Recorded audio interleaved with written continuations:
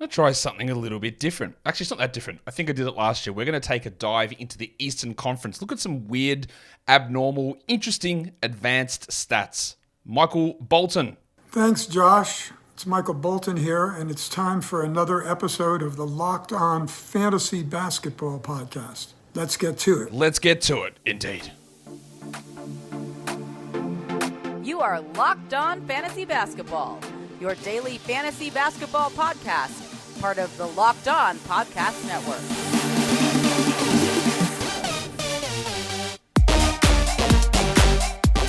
Hello and welcome to the Locked On Fantasy Basketball Podcast, brought to you by Basketball Monster. My name is Josh Lloyd, and let's go golfing. And I'm also the lead fantasy analyst at basketballmonster.com, and you can find me on Twitter as always, at redrock_bball, on TikTok at redrock_bball, and on Instagram at Locked On Fantasy Basketball. Today's episode is brought to you by Prize Picks, the easiest and most exciting way to play daily fantasy sports. Go to prizepicks.com/LockedOnNBA, use the code, all lowercase, LockedOnNBA, for a first deposit match up to $100. Thank you also for making Locked On Fantasy Basketball your first listen every day. We are free and we are available on all platforms. So, like I said, we are here to talk because there's no games tomorrow to preview, because there's no games on for fantasy for Saturday, Sunday. In-season tournament final is tomorrow. I think the Pacers might win. I'm not 100% on that, but that's where I'm at with that.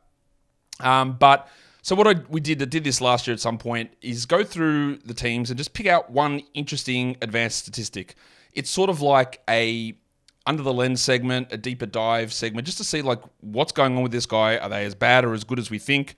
Is there regression or improvement likely to come through numbers that you don't see presented on your regular fantasy app or on your traditional box score? Stuff that doesn't always get picked up or shown when you're looking at numbers, and we do have a tendency to always look backwards. But what we can look at in terms of fantasy, we want to try and project forwards. Is that, like, that has happened, right? That's done. That's in the books. What changes as we move forward? So this won't be for some of you. Some of you will be like, what am I getting out of this? Just tell me, do I trade X for X in a 12-team ESPN points league? And that's okay. This is for those of you who just want to get a little bit deeper into it. Hey, still watch it through. Put it on mute, whatever. Just let it play through. Because we are, of course, at Operation 70K. We want 70,000 subscribers here on YouTube. But also, let me know what you think about, the format, or just chucking something like that different in, just to get a different perspective that blends fantasy production, fantasy projections, as well as real-life basketball too. That is what I am attempting to do. So, we hope we're able to do that. We're looking at the Eastern Conference here. I guess in the next couple of days, I'll chuck the Western Conference up. Not time to be determined when I do that. And we're going to start the Atlanta Hawks, because they start with A. That's how we do it. And we're going to go to Onyeka Okongwu and look at some of the numbers that Okongwu is putting up. It's pretty bleak in terms of advanced numbers for Okongwu. I did put this up, not all of this up. I put some of this up yesterday on Twitter talking about his defensive production this season and how poor it's been.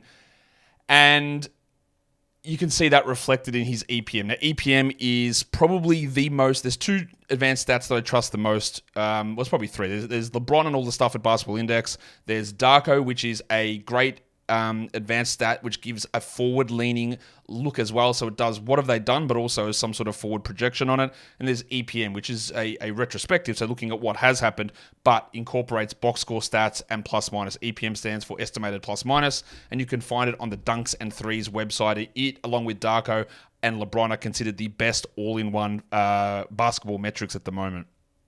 So you can see his overall EPM in the 41st. All these percentage numbers are percentiles. So where does he rank in the NBA? 41st percentile is bad for Okongwu, but 24th in defensive EPM. This is a man who was, that's his strength, being a good defender. We talked yesterday about how his block rate was well down, and even his block conversion was down, meaning his block rate, his block contest. The block conversion is how many contests do you turn into blocks. That was down as well. So not only was he not contesting as many shots, but the shots he was contesting, they weren't becoming blocks. Now, I think there is a chance that block conversion goes back up, but the fact that he's not contesting shots is an issue. Last season, this man's defensive EPM was in the 72nd percentile. It was 83rd the year before. That's what he's hung his hat on. But this year, it's all off. I do think there is room to improve. His usage is down, that is true. His efficiency is well down. He was at 72 true shooting 2 years ago. He's at 64. Maybe that doesn't come back, but this is a guy that is a good defender, and he's currently shithouse at it. And I think that there is going to be a change of some degree, But we don't hold on to players forever. I've been on the let's hold on to a Kongwu situation for a bit, but I might have like a week and a half left in me because it's just not improving. I just need to see something start to change, and the defensive stuff is what I'm looking at. Let's go to Jrue Holiday in Boston, because I would say that Drew's season has been confusing or frustrating, maybe would be the best way of phrasing that. Because Jrue has been obviously on a new team. He's 34 years of age. There's going to be stuff that is frustrating for us. His steal rate is low. He's in the 17th percentile for steal rate. It used to be one of his big strengths. He's not getting any of them. But his defensive overall metrics are really strong still. But offensively, he is down. You can see 61st percent in offensive EPM there. But what is going on? Why is he so bad there? Well, his attempts at the rim, or his shooting at the rim, is bad. Now, I just realized that I did put that at not percentile. That's not 51st percentile. That's 51% at the rim. And I've realized I've just completely screwed up what I said I was going to do. He's actually in the 6th percentile at the rim. 6th. 94% of NBA players are better than Jrue Holiday finishing at the rim. So when we look at his overall field goal percentage, we look at his overall scoring, that's just a number that is not going to hold like that. Like last season, he was 14 percentage points better. He was in the 57th percentile. We expect someone like him to be in around 57, 60%, 61% at the rim. He is way down, like massively down. And that has huge room to improve. So if you're giving up on Jrue, the steals is a worry for sure, but some of his offensive stuff and shooting numbers, I would expect that improves. Let's go to Brooklyn. Yeah, let's go to Brooklyn, and we're going to talk Cameron Thomas. Of course we're going to talk Cameron Thomas. You know we're going to talk Cameron Thomas. That's what it's about. Thomas is one of the highest usage players in the NBA, 31% usage. That is huge. But is he doing it effectively? Is he doing it efficiently? No, he's not. And again, I realized that maybe halfway through this, I must have screwed up what I'm doing. He's at 51% effective field goal, not 51st percentile. 51%, which is 29th percentile. 71% of players are more effective. Now, you can sit here and tell me that's because he's taking harder shots and he's taking a lot of them. True. That is why, right? But is that good? It's good that he's converting them at a decent enough rate. He's at 46% on mid-ranges, which, I'll give you a tip, like that's an extraordinarily high number, so that might even come down further. He takes so many mid-ranges, like his volume on mid-ranges is through the roof. He's average at the rim, 61%. So he's still inefficient, despite being one of the most high-volume and strong mid-range shooters, because that just doesn't lead to efficient basketball. And offensive EPM, 78th percentile, like pretty good. Defensive, dreadful, 5th percentile. That's terrible. And that's why we have this disconnect with Cam Thomas, is that highlights love him. When he's on, it's great. And when he's off, it's terrible. Like when it's not working, it's bad. And that is why he was taken out of the rotation last season. I'm not saying he's going to be out of the rotation because I don't think that's going to be the case. But there is, even though what he's doing has not been strong, 29th percentile effective field goal, the fact that he's hitting so many mid-ranges means that there is a chance that comes down. Like he could actually hit less of them and become less efficient and become even worse in terms of that overall impact. Which, we're not dropping him in fantasy, of course, but there are a couple of... he is one of the best shooters, I know. But when your game relies on extensive step-back, long contested twos, it is an iffy proposition to expect it to stay that way. Maybe just ignore what I said at the start about, like, I'm going to put percentiles in this. Idiot. I'm an idiot. Let's look at Charlotte and let's go to Brandon Miller. Because Brandon Miller is hitting 56% at the rim. That's 24th percentile. That's not particularly strong. And for a guy that's a 6'9" forward, with that being one of his strengths, I guess, is getting to the rim or finishing at the rim, that needs to improve. He's been pretty good as a rookie, but one thing we always have to remember is that most rookies are actually quite bad from a real-life perspective. And it's helped at the moment, obviously, that LaMelo Ball is out, but I do think that Brandon Miller is not going to end up as a starter 30-minute-a-night player on this team. Defensive EPM, 13%. 13th percentile offensive EPM in 49th percentile. He's well below average across the league. He's a pretty significant negative in EPM. He's 0 in estimated wins. His true shooting is in the 31st percentile, and that's with him shooting 40% from three because he's not finishing at the rim. He doesn't hit mid-ranges. His free throws have been pretty good, but bang on average 80%. And there is room to... The thing is, when we compare this to like a Cam Thomas, for example, is that he's not being mid at efficiency, which he is mid at efficiency because his true shooting, his effective field goal percentage sits at the 53, 54, that sort of mark. He's got a chance to improve all of these numbers. Nothing sits as crazy. Like, he's not going at 75 at the rim. He's not hitting 48% from mid-range. He is going to be able to have some improvements in quite a few of these areas. He's not running at 47% from three. So there is expectations that some of these efficiency numbers from Brandon Miller are able to improve over the course of the season. I just don't know that this inefficient level player from a rookie who's dealing with some okay usage, not super high, 19% usage, not super high. That Steve Clifford does end up reducing some of the minutes if and when they get healthy. Today's episode is brought to you by Prize Picks.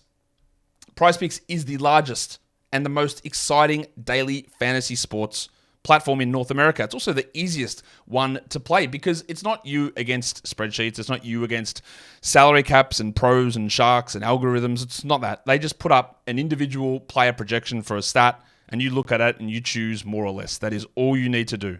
And you do that between 2 to 6 times, 2 to 6 individual player projections, put them into an entry, and you can win up to 25 times your entry fee back. Quick withdrawals, easy gameplay, an enormous selection of players and stat types are what makes PrizePicks the #1 daily fantasy sports app. PrizePicks also offers weekly promotions that can lead to big payouts like Taco Tuesday. Each Tuesday, PrizePicks discounts selected player projections up to 25% to provide even more value. So go to prizepicks.com/LockedOnNBA and use the code LockedOnNBA for a first deposit match up to $100. That's prizepicks.com/LockedOnNBA and use the code LockedOnNBA for a first deposit match up to $100. Okay, let's go back in now and have a look. What's the next team we're looking at? It is your mates, the Chicago Bulls. And let's talk about the big avocado, Andre Drummond, because I want to highlight this because we know there is this talk about the Bulls blowing things up. Nick Vucevic played 82 games last season, but in the past he has had significant injury issues with his lower body. That isn't there anymore, but again, 82 games 1 year ago does not guarantee 82 games or 78 games in the next season. I think we all know this by now. And Drummond is a very interesting player from a real-life perspective and a fantasy perspective. He's 49th in offensive EPM. He's 62nd in defensive EPM. He's ahead of starters in overall EPM. Patrick Williams, Kobe White, Dosunmu started games. Torrey Craig started games. He's ahead of all those guys. And he's only behind Caruso, Levine, DeRozan, and Vooch in terms of EPM on this team at the moment. But what is interesting, he is 100th percentile, the best in the league at offensive rebounding. He's 99th percentile at defensive rebounding, and he's 99th percentile at steal rate. That doesn't always necessarily translate into that exactly when you move into starters minutes. But he's one of those guys that if Vooch misses, we add Drummond immediately. These numbers, and he has historically been a very good steals guy. He's always been an unbelievable rebounder. And a rebound-steals combination player is not all that common. And steals are that wild category we know. They go up and down every week, and they're often the category in a really competitive category league. The category that it comes down to can often be steals. So that's just one to watch. He's putting up the numbers that he always does. It's just in a very much lower role, 13 minutes a night. If he gets an opportunity due to trade or injury, there's a lot here, and I'm not a big Andre Drummond guy. There is a lot here to be interested in for us. We'll go to Cleveland now, and let's look at Darius Garland, because it has been a slow start to the season for Garland, absolutely. But it's not as bad as what it seems. People hyper-focus on, man, look at this guy's turnovers. Dreadful. He's still been like 75th percentile offensive EPM, 72nd defensive. That's really good. Obviously, we don't think of Garland as this great defensive player. 77th percentile overall. He's still not at his best, very clearly, because his efficiency is down. There are a couple of things to look at. He's in the 14th percentile finishing at the rim, which is obviously quite poor. And then somehow he is hitting his mid-ranges at an insane rate. He's in the now we've actually transitioned back to that percentile marker. He's 94th percentile hitting mid-ranges. 94th. So I could talk about Cam Thomas dropping down a little bit in that area. You have to expect that Garland is going to drop in that area too. The difference is that Garland can easily jump up in rim percentage. And if he gets to the rim more and doesn't take as many because he's settling for a lot of mid-ranges at the moment, which is also a little bit of a worrying sign. He has never been a super strong rim finisher, though. He has never had a season where he has finished above 56% at the rim. Well, that's not true. 56.3 2 years ago. So while I look at this and say, well, he's in the 14th percentile at the rim, he's at 53% at the rim, there's room for that to improve. He has always been bad there. And that mid-range number is probably going to come down. He does have plenty of room to improve in three-point percentage too. There are a lot of things to sort of settle here with Garland. So the story is nowhere near written. The turnover rate is still sky high, but it is coming down. And there's just a few little things to pay attention to when we're looking at buy lows, sell highs. That's really high, but we look at really three shooting splits. What are you shooting from three? What are you shooting at the rim? What are you shooting from mid-range? And one of them is way up, and that's his mid, but his rim and threes are well down. And they could very easily jump back up, boosting his overall numbers in fantasy. Let's go to Detroit, a guy that we've spoken about a lot on this show, and you guys have spoken a lot about in the fantasy community, and that is Assar Thompson. Because the idea is that Assar has been awesome this season, and he's done a lot of highlight stuff. He's doing a lot of things for a rookie that we don't really see that often. And some of that is true. But he's still overall advanced stats in the negative 52nd percentile overall for EPM because his offense is so bad. He's hitting an unfathomable 14% from three. His offensive EPM is 27th, but defensive 84th is unbelievable for a rookie. Sometimes you'll get rookie big men who provide that number. Never rookie perimeter players. This is unprecedented defensive impact that he has. It is honestly ludicrous what he's been able to do. His rebounding numbers, 89th percentile for offensive rebound rate as a wing. It's insane. And his block rate is in the 86th percentile as well as a wing. Now, it is obviously really frustrating, the Monty Williams stuff and the rotation, but the numbers that Assar is putting up, we've seen them very clearly, and I do think that that's why there is some value in holding just to see what happens over these next couple of weeks. Because that rebound rate, that block rate, the solid steal rate, I don't know whether he's ever going to be good in terms of shooting, but one other thing is he's at 60% at the rim, which is good. So he's been able to do that on pretty decent volume. He takes no mid-ranges at all. He doesn't really take any threes, even though he's so bad there. His overall shooting numbers, true shooting 50% is bad. Effective field goal 47 is bad. But if he just focuses more on getting to the rim, where he's actually okay, he's not great, he's okay, and then gets his other stuff, there is better fantasy days ahead, I think, coming for Assar Thompson. Let's go to Indiana, and let's talk about Tyrese Haliburton. I don't know how much you need me to talk about Tyrese, because he's obviously been awesome, but I just want to offer something. He's the best rated player in offensive EPM in the NBA, 100th percentile, the best. He's also one of the worst in defense, 5th percentile. That does lead to an overall EPM as being 99th percentile. His true shooting is at 69%, which is 95th percentile. He's doing it in the 97th percentile on mid-ranges. Now, we know that Tyrese has been unbelievably efficient, hitting 44% from three. He's at 66 at the rim. That can all hold. I'm a little worried that level of mid-range shooting just doesn't hold. That's a very high number. He doesn't take huge amounts there. Most of his shot volume comes from three. But last season, 46 from mid-range. The season before, 47 from mid-range. The season before, 47 from mid-range. That is the worry. He's always been a 40% three-point shooter. He's always been a plus 60 rim guy, always.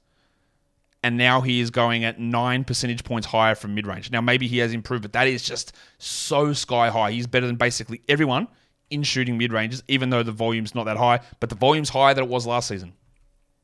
So I'm not telling you to sell high on Tyrese Haliburton. I'm not telling you to get rid of him at all. What I'm saying is that don't be surprised if there is a little run here from Haliburton where things cool off. And don't think that it makes him a fraud or anything like that. I think there is going to be something that happens that does just cool him off a little bit. We'll go to Miami. And let's look at Jaime Jaquez, a very, very largely talked about rookie who I think is being he's getting the South Beach jerk off too much. I've seen people redraft the draft. Jaquez has to go top 5. No, he doesn't. Under no circumstances, he wouldn't even go top 10, in my opinion. He's been solid. He's been good, and as a rookie, that is good. The impact from him is still not strong. He is 45th percentile EPM, 26th in defense, 58th in offense, with some indicators that are going to fall off. His true shooting is 61%. I really doubt, for an inefficient guy all through college, I'm having some doubts. He's hitting 71% at the rim, which is 83rd percentile. Do we honestly believe that Jaime Jaquez is that elite level of finisher? I don't. He is hitting 39% from 3. I don't think that's going to hold. So there are indicators here. He's only playing 27 minutes. Again, I've heard some wild things. I've heard that they think that he will just take over and be a starter all season. Hasn't started. He's started one game. And that he's going to maintain 30 minutes a night every night. There's just this narrative that builds heat culture, perfect heat fit. The Heat have done it again. He's been pretty good. He's been better than an average 18th pick. But there are some things here that I think we're maybe over-exaggerating with what his impact has been, and some unsustainability with some of them. I'm always willing to change my opinion as more data comes through. But when I went and checked all of his stuff, it made sense to me with what I'd been seeing and what I'd been thinking. He's been all right, but yeah, maybe a little bit ahead of himself, and it's probably going to come back. And that's still how I feel about Jaquez. Really good value at that spot, but let's pump the brakes on this guy being the second best rookie in the NBA, which, again, some people have said, which is insane. Today's episode is also brought to you by Jace Medical. According to the FDA, pharmacies are running out of antibiotics like amoxicillin, and you guys are heading into winter when things like bacterial infections and respiratory tract infections can really ramp up. Now, antibiotics are not something that you just need to use and throw around willy-nilly. They're not for colds, they're not for flus, but they are for serious infections that can happen. Sinusitis, upper respiratory tract infections, urinary tract infections, skin infections, which can be really, really bad if left untreated. If you can't get access to these things and you're in a remote location, then you're in trouble. The Jace case is a pack of 5 different antibiotics that can be used to treat a long list of bacterial infections like the ones that I just mentioned. You can go to jacemedical.com and you can have your physician encounter. It will be reviewed by a board-certified physician, and your medications will be dispensed by a licensed pharmacy at a fraction of the regular cost. It's never been more important than today to be prepared. So go to jacemedical.com and use the offer code LOCKEDON to get $20 off your order. All right, we're going to go through the rest of these teams in a second. Just a reminder, hit the sub button for Operation 70K. And you guys, I'm sure, are going to be here in the chat live, chatting with each other, asking fantasy questions. And I hope you are getting something out of what I'm saying here. Again, it's just little things, and part of what I think leads to, I'm going to say my success, but not my success, just my enjoyment or what I do in fantasy is you're just taking little bits of information all the time. You're just always taking in little bits and pieces and looking and reading and seeing and trying to absorb some stuff. It may end up having no impact, but it might. It might be just enough of a difference to just swing a couple of moves in your favor. And I do think that can be important. And I also just hope it's interesting. I hope we just enjoy getting information. I don't know. Let's look at the Milwaukee Bucks. Let's look at Brook Lopez, because he obviously has been really, really good this season. 68th percentile offensive EPM, 91st in defensive EPM. Putting up super strong numbers. The block rate was well down to begin the season, and now it's unbelievably high. He just continues to be one of the best defenders in the NBA. His EPM is super high overall, plus 1.4. That's 84th percentile. But one thing that is happening with Brook at the moment is he is rim finishing unbelievably. 79% at the rim, which is 97th percentile. Basically, no one finishes at the rim better than Brook Lopez. And when we talk about Brook Lopez, that's not how we view him. He is a good player. He is a good finisher. He's 79 this season at the rim. 73 the year before. 71, 64, 73. So he's still going to be good. But all these things are important. When you drop down 5-6 percentage points in an area, it can impact your overall field goals, which then impacts your overall scoring. There's a whole bunch of stuff. And his block rate is strong. It's higher than last season. It's his highest block rate since the 2019-20 season, where he was at 7.9%. He's at 7.4% this season. And it's still going up. His steal rate is the best of his career as well. But there is, I think, some room for regression in his overall efficiency. His 3-point numbers aren't as strong as last season, and that's fine. That's about career numbers. But he's just finishing at a rate which I'm not sure is going to hold. Emanuel Quickley has been a interesting story because of the way that old mate Thomas Thibodeau has used him. It's been incredibly frustrating. We had some frustrations for Quickley heading into the season about how it would all work out. A lot of the stuff that he's doing is to be expected. 25 usage, okay. 24 minutes, that was like 28 last season. So that's a real problem. And I'm not sure that he's actually a 12-team league player.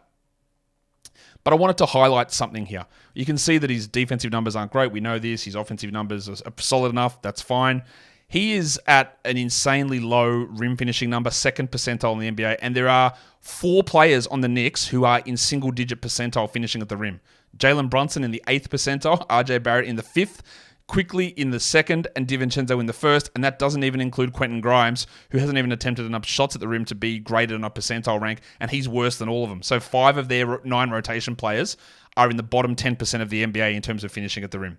So there is going to be some improvement come there. But what I wanted to highlight with Quickley, which will obviously impact fantasy value quite a bit, is his steal percentage. He's in the 16th percentile for steal rate. Last season, 73rd. The year before, 56th. He's almost basically at half the steal rate of last season. The scheme hasn't changed. The personnel around him hasn't really changed. He's just not getting steals. And what do we know about steals? They're highly volatile. So he might have a really rough run here to begin the season, but that might spike up at the end of the year. Tom Thibodeau loves a defense, loves a steal. Minutes might jump 3 or 4, and he's back in business. And I do expect that, considering he was 61 at the rim last season, that his 45% at the rim this season jumps back up. There is a lot here. While he's not producing and we're 7 weeks in, there is a lot there with Quickley that can very, very easily turn around. Let's go to your Orlando Magic and let's look at flaming Mo Vagner, because we are going to get to that situation where we're in a spot where Wendell Carter is going to come back and somebody is going to move out of the rotation.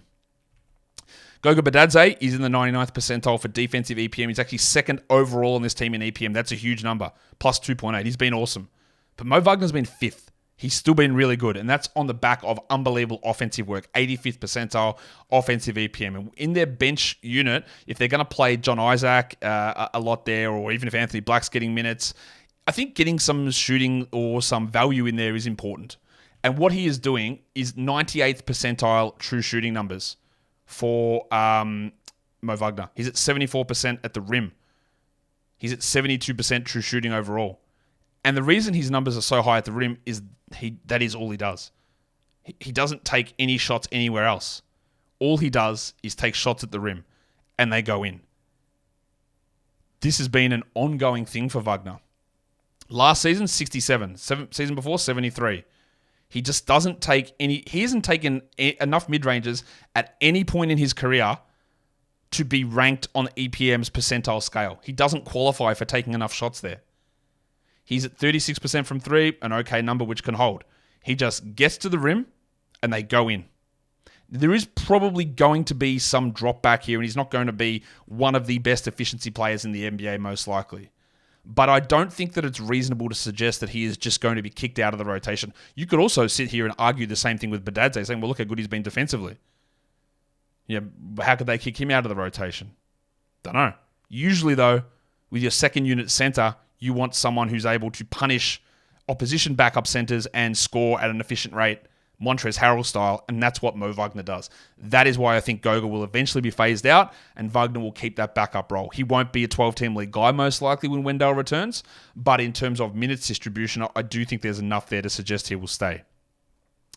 DeAnthony Melton has been a guy that often people in the fantasy analyst community and fantasy management or fantasy managers are at odds with.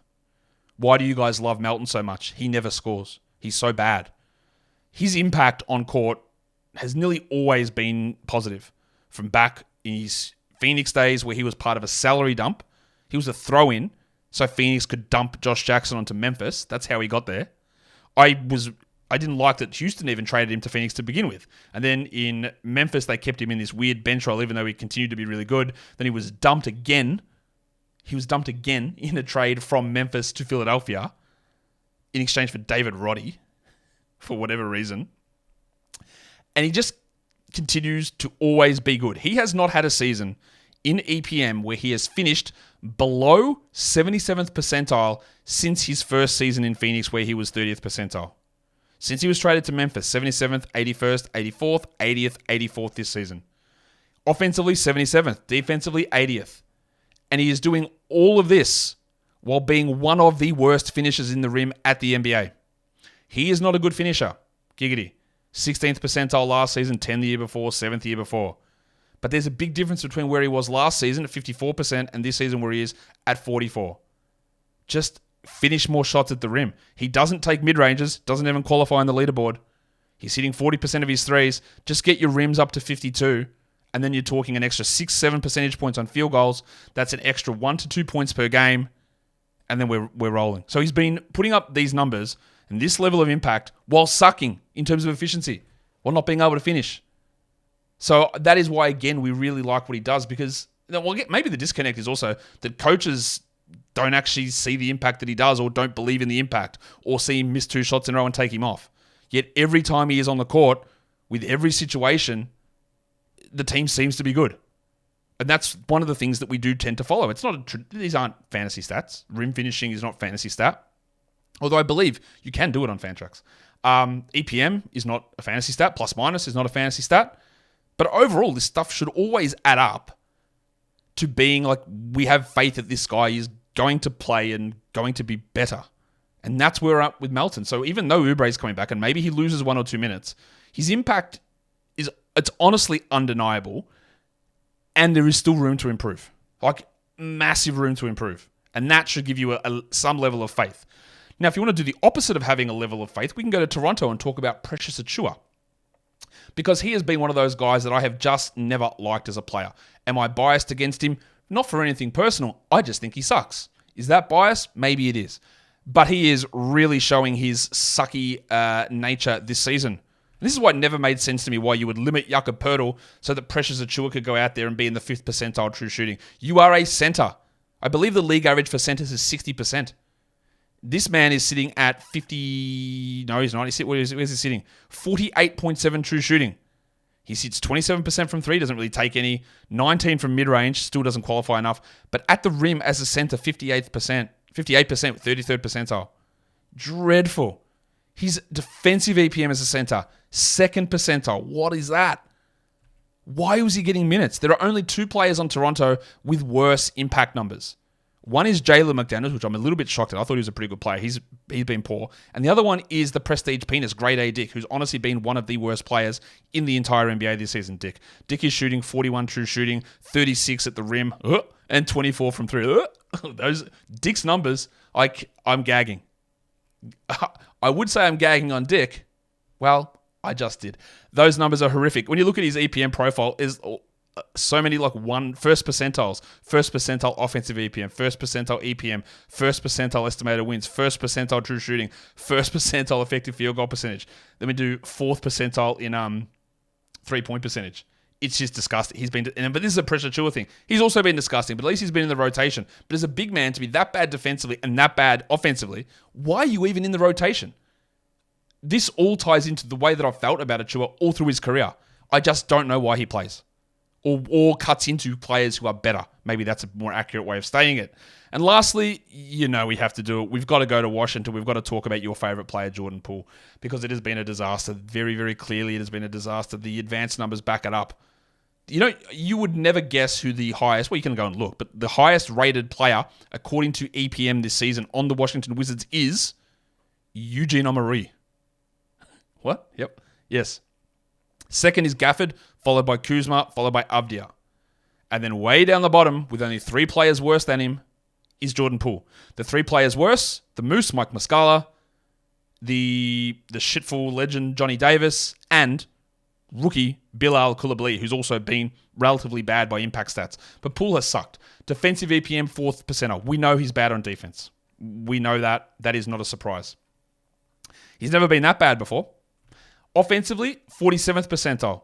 Last season on offense, 70th. The year before, 92nd. The year before, 84th. This is dreadful. He's actually been a negative in estimated wins.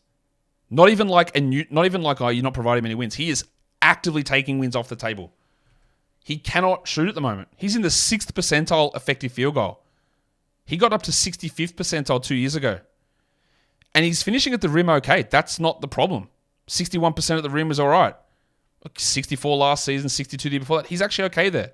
His mid-range shooting, 36 is pretty bad.